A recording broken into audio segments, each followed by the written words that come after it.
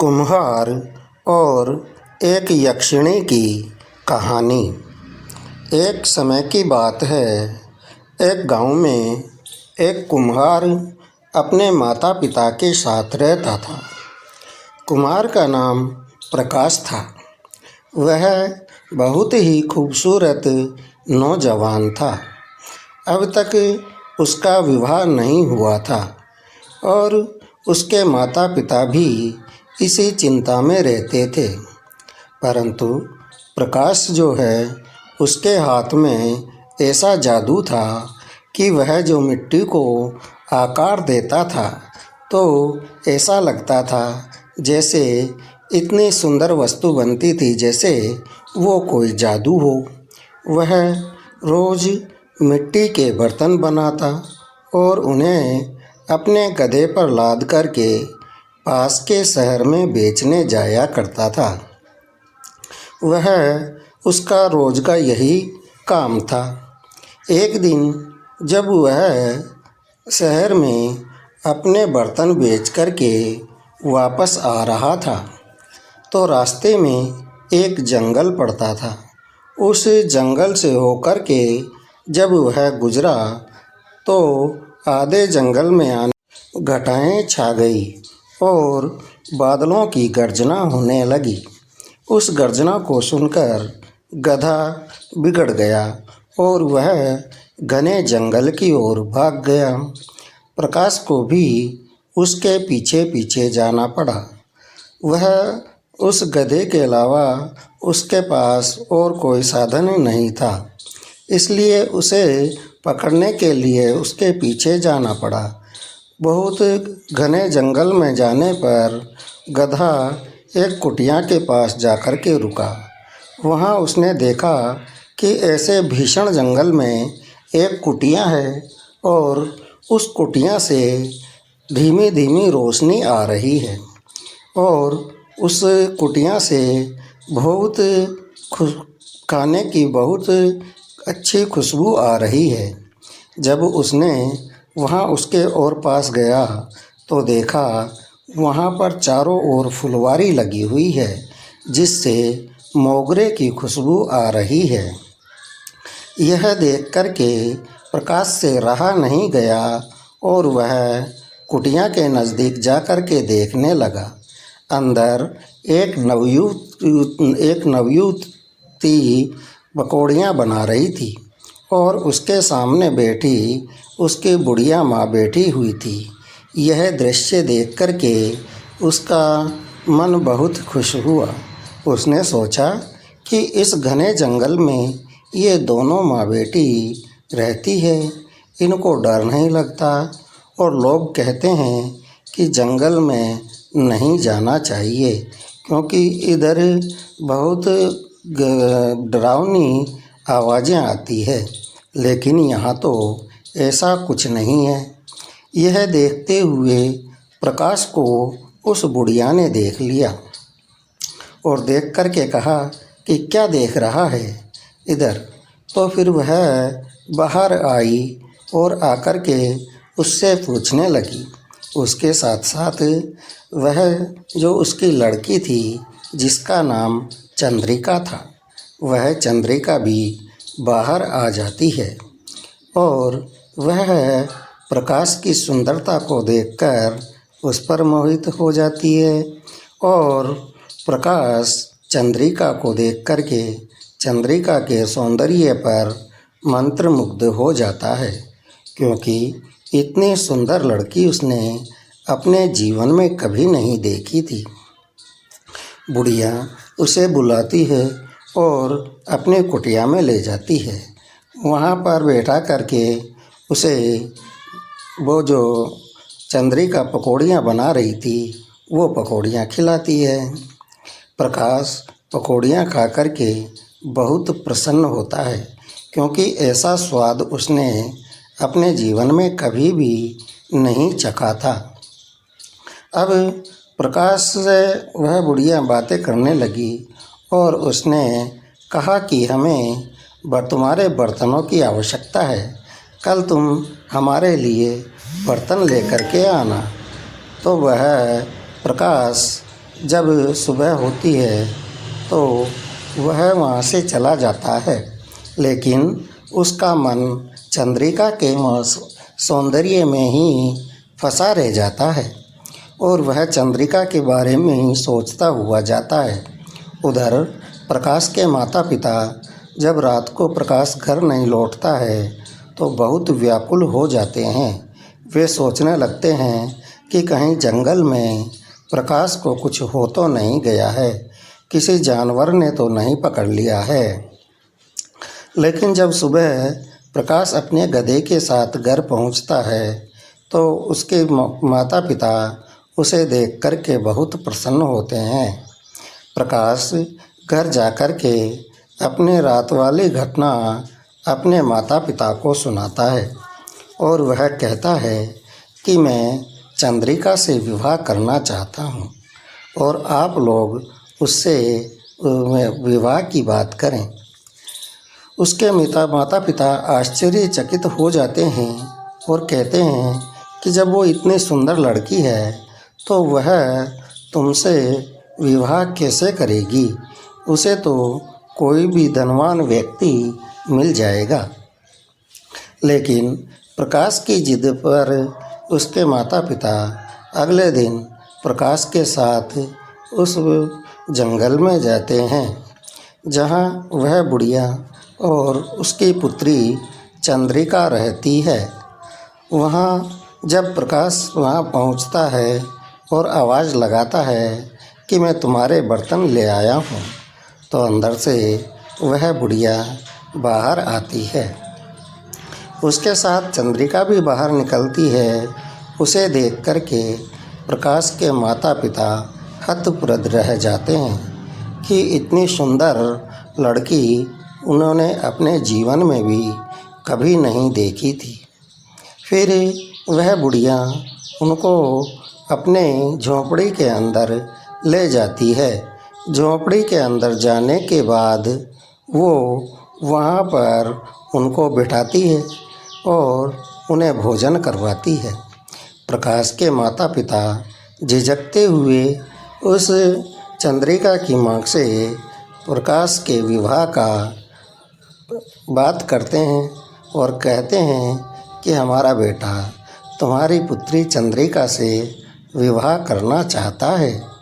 ये तो वह बुढ़िया उससे कहती है कि मैं प्रकाश से अपनी पुत्री का विवाह तो कर दूंगी, लेकिन मेरी कुछ शर्तें हैं कि चाहे मेरी पुत्री कुछ भी करे, लेकिन कभी भी उसके कार्यों में तुम कोई दखल नहीं दोगे, ना ही वह चाहे तुम्हें कितना ही अजीब कार्य करती हुई दिखाई दे, उसे कभी भी नहीं टोका जाएगा।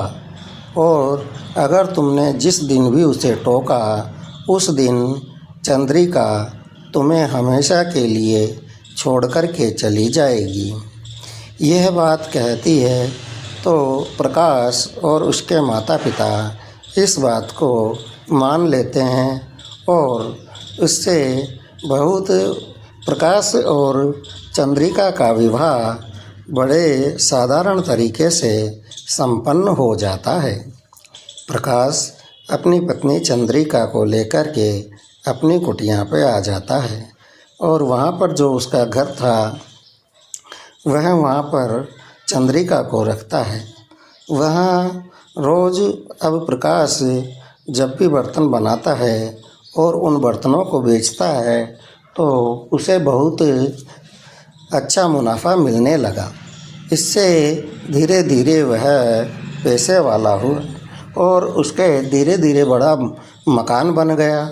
शहर में भी उसकी एक बड़ी दुकान हो गई। इस तरीके से उनका जीवन चलने लगा। इस कुछ समय बाद प्रकाश को अपनी पत्नी के अजीब हरकतें देखता था, लेकिन उन्हें कभी नोटिस नहीं करता था। लेकिन कभी एक दिन प्रकाश ने देखा कि जब वह सुबह उठा तो उसकी पत्नी वहाँ नहीं थी।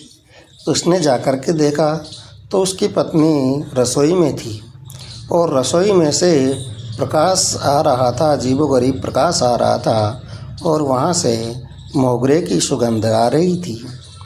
प्रकाश ने देखा कि वहाँ पर लकड़ियाँ रखी हुई है और उन्हें में आग भी नहीं जला रखी है, लेकिन फिर भी वहाँ पर ऐसी रोशनी हो रही है। फिर चंद्रिका अपनी उंगली का इशारा करती है जिससे नीली रोशनी जल जाती है और यह देख कर के प्रकाश हतप्रभ हो जाता है। फिर वह अपनी आँखों को मसलता है और फिर वापस देखता है तो तब देखता है कि वहाँ पर तो साधारण आग जल रही है, वहाँ पर नीली आग नहीं है। ऐसे ही कई दिनों तक वह इस चंद्रिका के कार्यों को देखता रहा, लेकिन कभी उसने उसे नहीं टोका, क्योंकि उसे उस चंद्रिका की माँ के द्वारा कही गई बातें याद आ जाती है, तो वह चंद्रिका को नहीं टोकता है। लेकिन समय बीतने पर एक दिन प्रकाश देखता है कि रात को चंद्रिका कहीं जाती है। अब एक रात को बहुत भीषण बरसात हो रही थी। प्रकाश सो गया था और रात को चंद्रिका 12 बजे उठी और उठकर के उस भीषण बरसात में ही घर से बाहर निकल गई। प्रकाश ने सोचा कि अब इसका पीछा करना चाहिए, क्या रहस्य है, यह इतनी रात को कहाँ जाती है।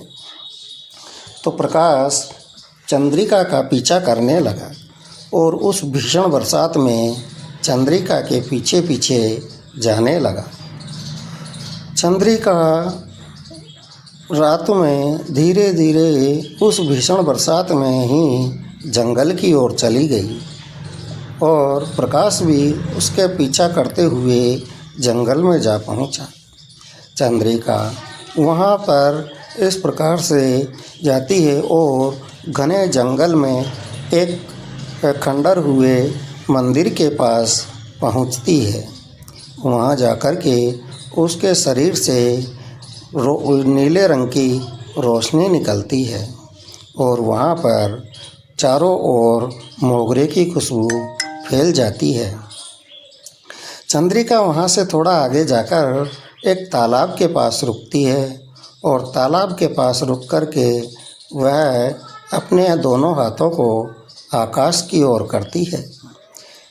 अब उस समय चंद्रिका पर बरसात की एक भी बूंद नहीं पड़ रही थी और वहाँ जो तालाब है वह तालाब का पानी बहुत शांत था।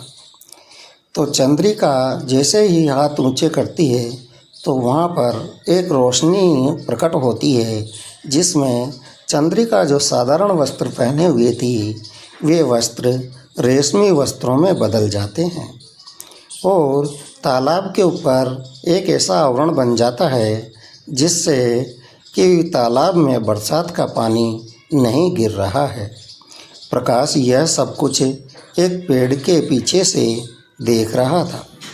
प्रकाश उसे और नज़दीक से देखने के लिए उस पेड़ थोड़ा आगे आने के लिए बढ़ा, लेकिन जैसे ही प्रकाश ने अपना पैर आगे बढ़ाया उसका पैर एक सूखी टहनी पर पड़ गया। तो जैसे ही वह से पैर सूखी टहनी पर पड़ा तो सूखी टहनी टूट गई, जिससे वहाँ पर जो शांत वातावरण था उसमें बहुत तीव्र आवाज़ हुई।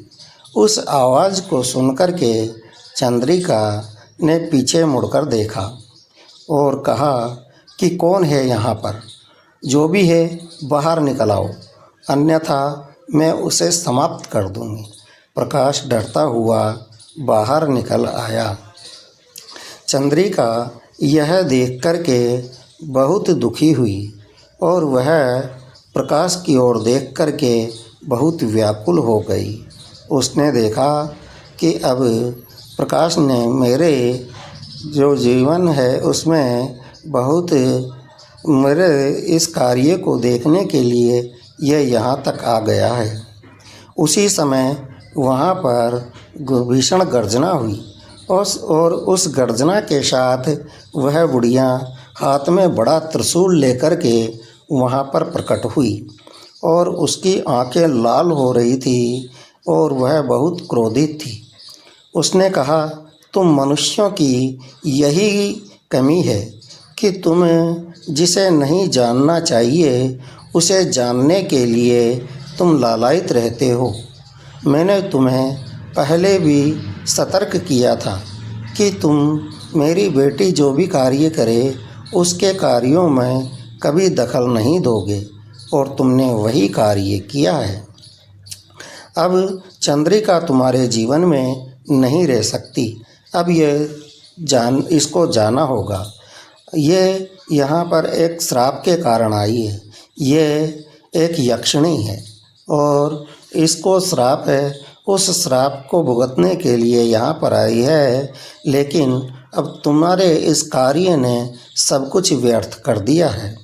यह कहते हुए चंद्रिका की माँ जो रानी यक्षिणी थी वह चंद्रिका को लेकर के वहाँ से अंतर्ध्यान हो जाती है। प्रकाश इस बात को सहन नहीं कर पाता है और वह वहाँ से वापस अपने घर की ओर आ जाता है, लेकिन अब उसका मन घर पर नहीं लगता है क्योंकि उसका मन तो चंद्रिका में ही रमा हुआ रहता है। उसके माता पिता भी उसे देख कर के बहुत व्याकुल हो जाते हैं। अब प्रकाश का मन किसी भी कार्य में नहीं लगता है। वह ना तो अब बर्तन बनाता है और ना ही वह बेचने जाता है। इस प्रकार का कार्य देख कर के अब वहाँ पर कुछ भी नहीं होता है। प्रकाश ऐसे सोचते सोचते उसके मन में आया कि मैं अब चंद्रिका के बिना नहीं रह सकता। मैं चंद्रिका को कहीं से भी लेकर के आऊँगा। वह घर से निकल जाता है और कई दिनों तक इधर उधर घूमता फिरता है। कई वह पंडितों के पास जाता है, महात्माओं के पास जाता है और उनसे यक्षलोक के बारे में पूछता है। कई लोग तो उसे पागल समझ करके भगा देते हैं और जो लोग तांत्रिक वगैरह होते हैं, जो यक्ष यक्षिणियों के बारे में जानते हैं, वे उन्हें भगा देते हैं कि तू मरने के लिए जाना चाहता है क्या, वहाँ पर तू नहीं जा सकता। इस प्रकार घूमते घूमते कई दिनों बाद प्रकाश एक सिद्ध योगी के पास पहुँचता है। उसके पास जाकर के कहता है कि मेरी पत्नी एक यक्षिणी थी चंद्रिका, वह चली गई है, इसलिए मैं उसे लेने के लिए यक्षलोक जाना चाहता हूँ। तो वह सिद्ध महात्मा कहते हैं कि मैं तो तुम्हें वहाँ पर नहीं भेज सकता, लेकिन हिमालय की तलहटी में एक अघोरी बाबा हैं। वह अघोरी महाकाल है। वह मनुष्यों से नफरत करता है। केवल वही तुम्हें यक्षलोक में भेज सकते हैं, अन्यथा और कोई नहीं भेज सकते हैं। लेकिन वहाँ तक की यात्रा करने के लिए तुम्हें अपने जीवन को भी संकट में डालना होगा, क्योंकि वहाँ तक पहुँचना आसान नहीं है। वहाँ तक पहुँचने के मार्ग में बहुत कठिनाइयाँ हैं, जिसमें तुम्हारी जान भी जा सकती है। लेकिन प्रकाश कहता है कि मैं अपनी चंद्रिका को पाने के लिए कुछ भी कर सकता हूँ। इस तरीके से प्रकाश वहाँ से महाकाल अघोरी के पास जाने के लिए चल देता है। रास्ते में भीषण समस्याएं आती है, उन समस्याओं को पार करता है और गहरी खाइयों को पार करता है और करते हुए जब वह वहाँ पर पहुँचता है तो वहाँ ऐसी ठंड पड़ती है जो हाड़ कपा देने वाली थी। तो इस प्रकार से एक दिन वह महाकाल अघोरी की गुफा के पास पहुंच जाता है। जब महाकाल अघोरी आंखें खोलकर देखता है तो वह कहता है, हे मनुष्य, तेरी यहाँ पर आने की हिम्मत कैसे हुई? तुझे अपने प्राणों का मोह नहीं है जो तू यहाँ मरने के लिए आ गया है। प्रकाश ने हाथ जोड़ कर के उसके महाकाल अघोरी को प्रणाम किया और उनसे सारी कथा कह डाली कि किस प्रकार उसका विवाह एक यक्षिणी से हुआ है और उसकी ही गलती के कारण वह उसे छोड़ कर के चली गई है। महाकाल अघोरी ने कहा कि यक्षलोक की यक्षिणी से तुमने विवाह कर लिया, ये कैसा अनर्थ है? अब तुम वहाँ पर जाकर के कैसे क्या करोगे? मैं तुम्हें वहाँ नहीं भेज सकता क्योंकि वहाँ पर तेरे प्राणों को खतरा है। लेकिन प्रकाश नहीं मानता है तो महाकाल अघोरी कहता है कि मैं तुझे यक्षलोक भेज तो दूँगा, लेकिन तू उसके बदले मुझे क्या देगा? मुझे तुम्हें अपने प्राणों से भी प्यारी कोई चीज़ देनी होगी, तभी जाकर के मैं तुम्हें यक्षलोक भेज पाऊँगा। तो प्रकाश कहता है कि मेरे तो प्राणों से प्यारी केवल चंद्रिका है और चंद्रिका को लेने ही मैं जा रहा हूँ। महाकाल अघोरी कहता है कि चंद्रिका के अलावा तुम्हारे हाथों की जो कला है वो भी तुम्हारे प्राणों से प्यारी है कि जो मिट्टी को छूते ही, तुम्हारे हाथ मिट्टी को छूते ही वह मिट्टी सुंदर बर्तनों में परिवर्तित हो जाती है। तो तुम्हारे हाथों की कला मुझे अर्पित कर दो। तो प्रकाश इस बारे में सोचता है कि कि अब मैं बिना कला के फिर क्या करूँगा। तो एक व्यक्ति के जो हुनर है वह उसके जीवन में सबसे बड़ा होता है। लेकिन प्रकाश अपने हुनर को महाकाल अघोरी को देने को तैयार हो जाता है।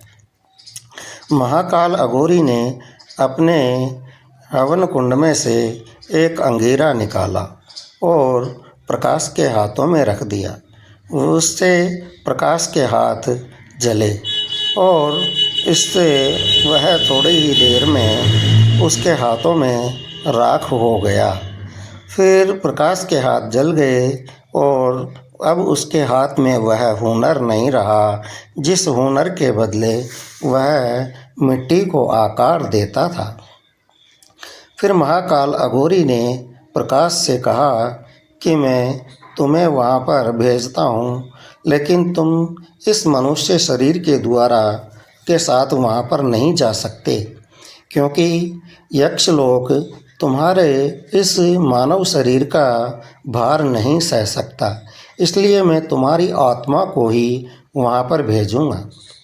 महाकाल अघोरी ने अपने कमंडल से जल लिया और उस गुफा की दीवार पर मारा, जहाँ पर एक दरवाज़ा बन गया। और महाकाल अघोरी ने कहा कि इस पूर्णिमा तक तुम वापस आ जाना, अन्यथा तुम वहीं के हो करके रह जाओगे।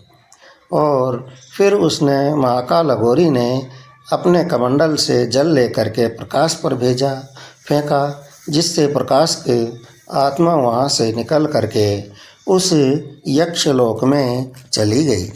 वहाँ पर जाकर के जब प्रकाश ने देखा तो वहाँ का नज़ारा ही बहुत मनमोहक था।